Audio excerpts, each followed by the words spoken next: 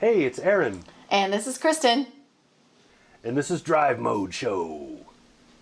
What are we talking about today? Today we're going to talk about the Charger SRT Hellcat Widebody. And we're going to do 3 truths and 1 lie. Okay.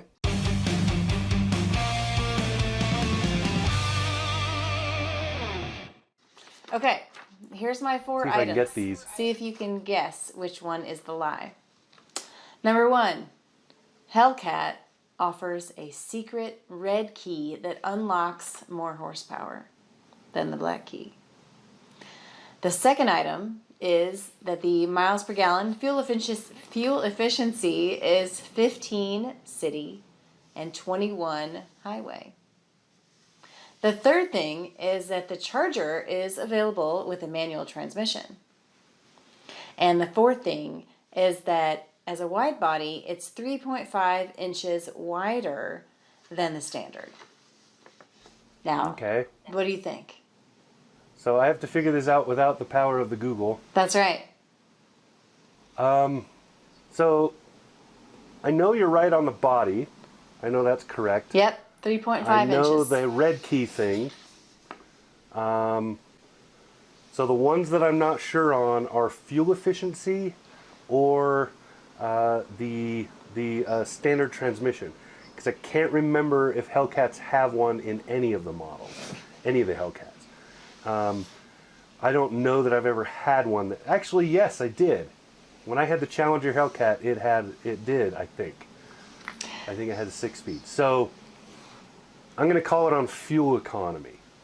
Okay, before I give you the answer, let's talk a little bit more about the Charger and the Challenger, because I've had both. I actually had the Challenger in the red eye version, and I have right now the Charger SRT Hellcat Widebody. It's a lot. It's a mouthful. Before I even left the airport lot, the guy was dropping me off to pick up the car when I flew in last week from Park City, and he said, "I like your car." And then the next day, I was driving along, I was at a stoplight, and I looked to my right, and it's a guy revving his engine in a Mustang. Probably a 10-year-old Mustang, I would say. It wasn't brand new. And he turned to me and he gave me a thumbs up. He mouthed, "Nice car." So it's getting a ton of attention. It's super loud and obnoxious, which I really like. The shift points are fast. And with that red key, as you know, it unlocks 707 horsepower. And it already has 650 pound-feet of torque. So it takes off pretty quickly. It's 0 to 60 in something like 3.5 seconds or 3.6 seconds, something like that.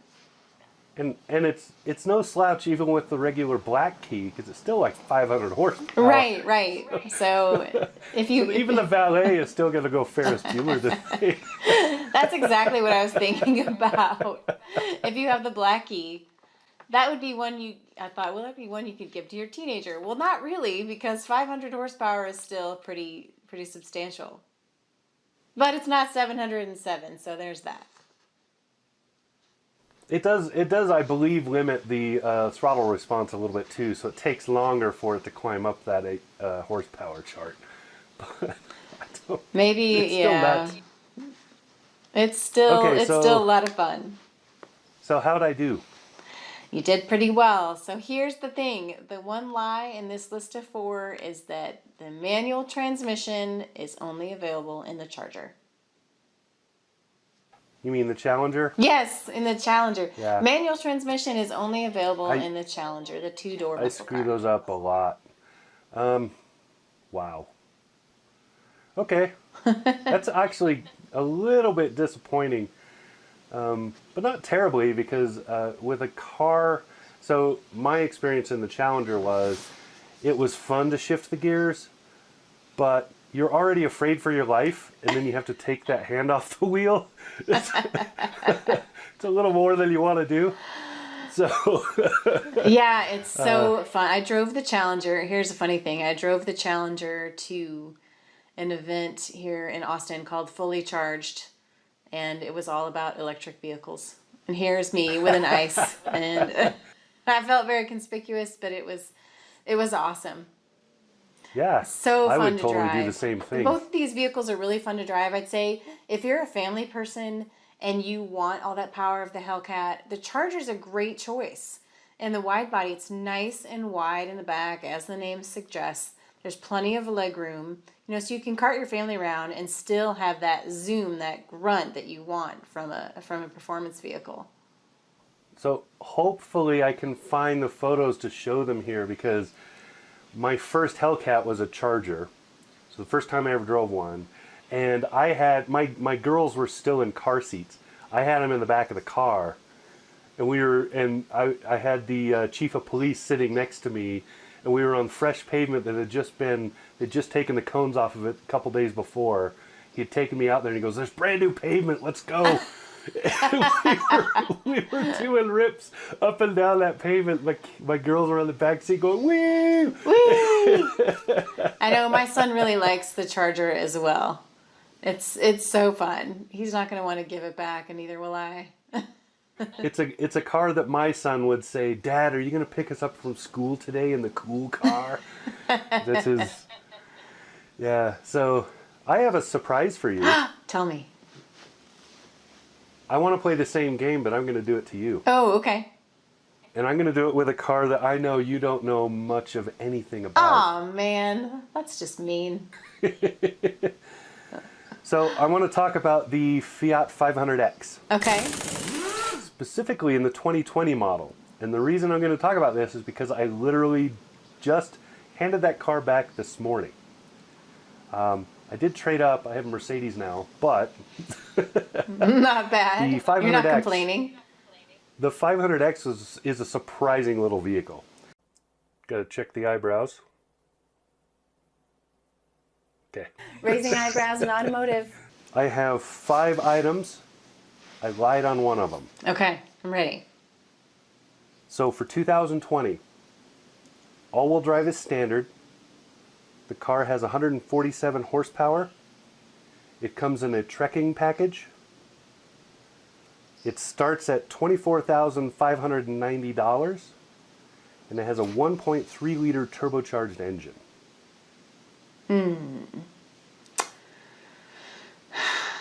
The horsepower sounds about right. 147. Okay. The engine size sounds about right. I don't think it's all-wheel drive. Okay. Before you tell me, that's what I'm going to go with. That's my final answer for now, but I want to hear about the rest of the car. So the 500X shares platform with the Jeep Renegade. They're made alongside each other at the same factory in I believe it's Turin, Italy. It's like, what, your hometown? Your anyway. My family's from Sicily, but... Okay.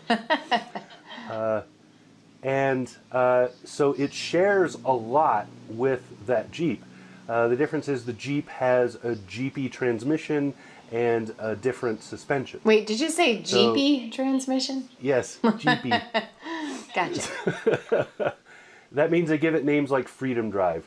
So anyway, the 500X, starting this year, has all-wheel drive standard.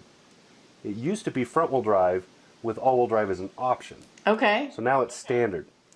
The 147 horsepower was the lie.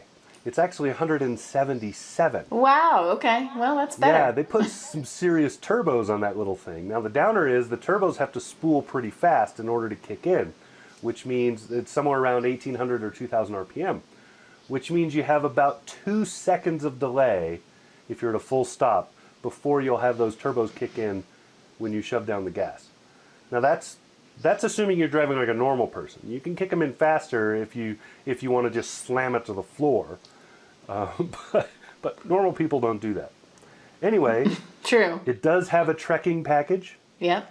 That's the one I drove. That has a roof rack. It has a little bit more space in the gap between the tires and the wheel well, which makes it look like it has more ground clearance, even though it doesn't actually. But it does have a decent amount of ground clearance. It's around 6.5 inches, I think.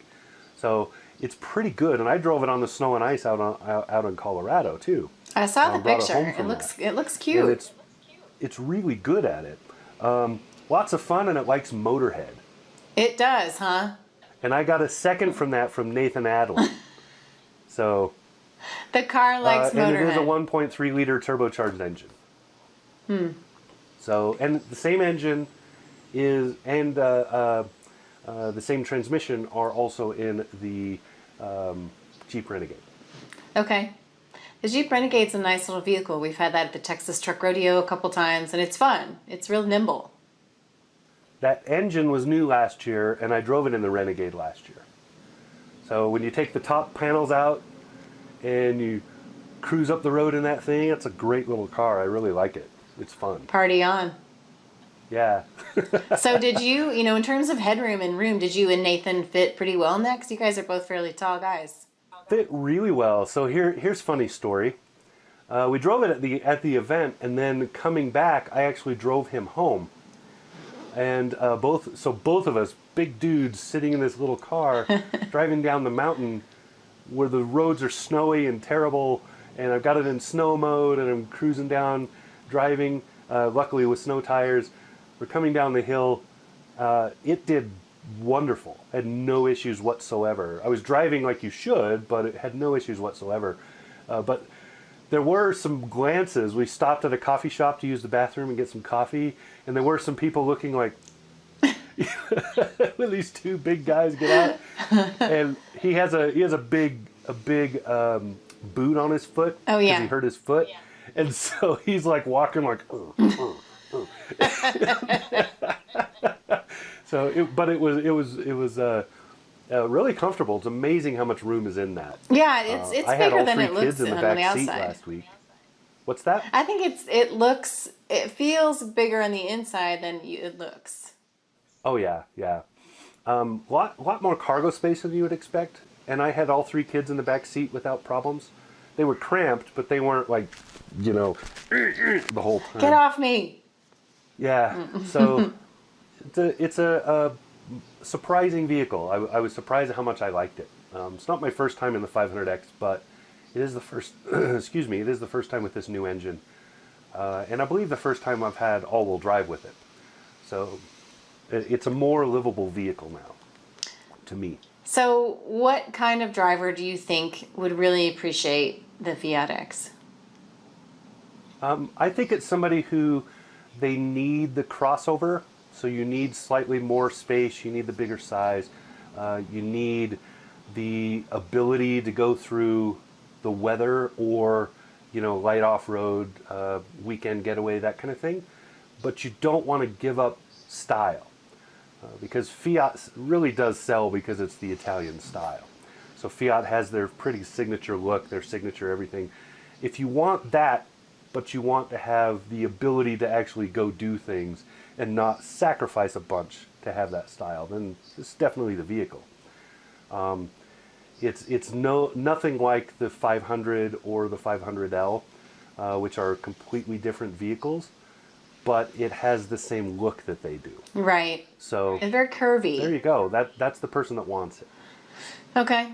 Well, I think, going back to wrapping up with the Charger and the Challenger, I think the people that want those are the kinds of people that really appreciate performance. In the case of the Charger, it's somebody who appreciates performance but has a family. Or maybe they need to take clients out, but they still want that feeling of horsepower because It is a blast. Both of them are a blast to drive. I love the Challenger because it's got that iconic shape. The blind spot is significant. It's always been that way. But if you're a family person, the Charger's a lot more practical. But even the Challenger has a very large back seat.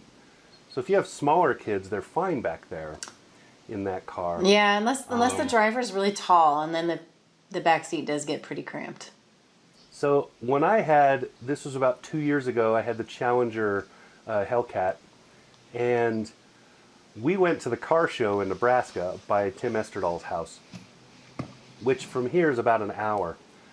And it was me and Heather in the front, and all three kids in the back. And we drove up there, in that Hellcat. That sound effect was awesome.